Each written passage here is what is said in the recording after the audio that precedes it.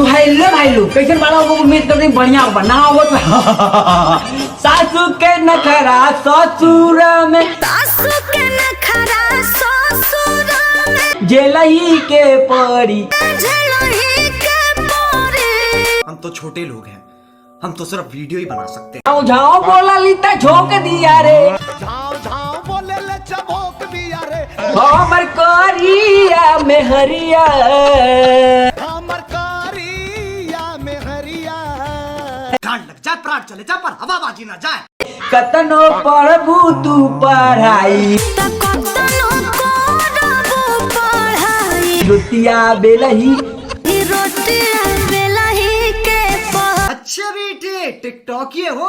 अगवा सुन भैया अगवा अगवा अगवा झाओ झाओ बोले ले चबोक दिया रे, तोरी बाइक का अगर हमार में रहा तो वही खरीबा पोक दिया रे, लेकिन तोले साले लाल सुधरबा तोले चार दीपक बोले सब तुक्का बाजी, हवा बाजी, लवंडिया बाजी, मुस्टंडा बाजी, लेकिन ना ना ना ना ना भैया कौनो ना बाजी।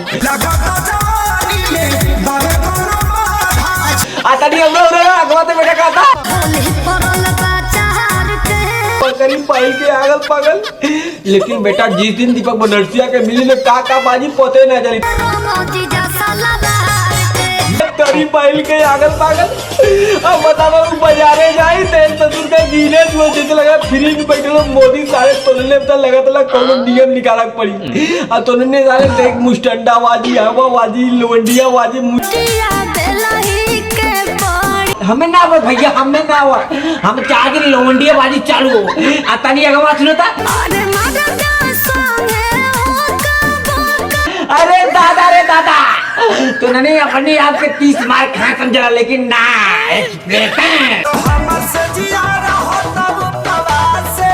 अरे बैल की आगल पागल भैया इन्होंने ना सुनिया इतना चार दीपक बुनसिया मुझे ना कर हंसे जपर के कर संग लड़। अरे बहन के आगल पागल भैया इसने के समझाई मन करला भैया यही पे थूक दे, लेकिन ना बेस्ट हो जाए, थूका वो खराब हो जाए, पान दे वो बेकार हो जाए, हवा उड़ जाए, उल्टी कर दे, लेकिन कहिए रे पची ना, लेकिन ना ये पेट सैया यार बगैले ना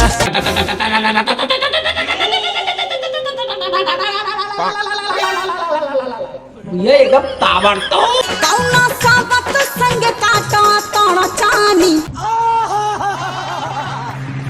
एकदम ना भैया उल्टा सीधा एकदम ना चली, मन करला उल्टी कर दे, लेकिन तू लोग चाल नहीं बोलाती बोले, लेकिन एक बेटा लगा के मच्छरदानी रजल